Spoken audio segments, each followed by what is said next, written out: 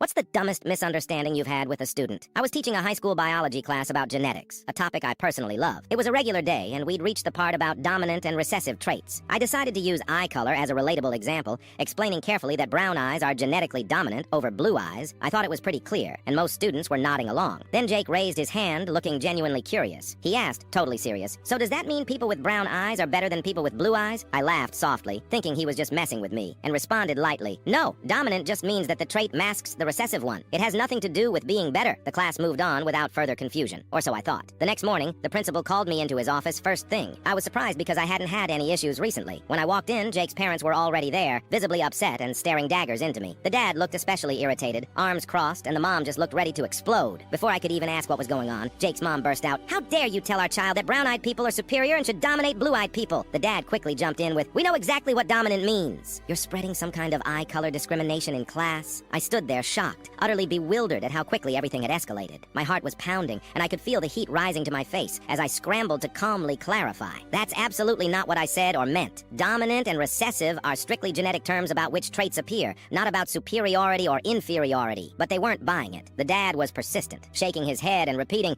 "We know what dominant means. You can't fool us." The mom chimed in passionately, insisting I owed them and Jake an apology for promoting what she termed eye color supremacy. I was starting to feel genuinely panicked, not sure how to resolve this bizarre misunderstanding. Thankfully, the principal, calm and composed as always, stepped in. He pulled up the official curriculum guide right there on his computer screen. "Here, let me show you exactly what's being taught," he said firmly. He patiently walked them through the entire genetics section, carefully explaining every detail, and even got up to draw a quick Punnett square on the whiteboard. He pointed at the squares, clearly illustrating how dominant and recessive genes worked. Even then, Jake's parents seemed skeptical, still glancing suspiciously between me and the board. Finally, just when it felt like the tension couldn't get any thicker, Jake sheepishly piped up from his chair in the corner. He looked up nervously and quietly admitted, I might have misunderstood a little. I was texting someone during class and probably missed some of the explanation." There was a moment of stunned silence. Then Jake's parents turned their frustrated gaze from me directly onto Jake. I felt relief flood through my body as they immediately launched into a heated lecture about his irresponsible phone habits and classroom distractions. Jake's dad dramatically took away his phone right there, pocketing it as Jake looked on miserably. As they finally prepared to leave, the mom paused briefly. She looked directly at me, gave me a small apologetic smile, and quietly whispered, "Just between us, I still don't think brown eyes are better than blue," and winked playfully. The principal offered me an amused but sympathetic glance as they exited, closing the door behind them with a definitive click. The entire encounter had been surreal, almost like something straight out of a sitcom. I walked back to my empty classroom, breathing deeply and replaying the scene in my mind.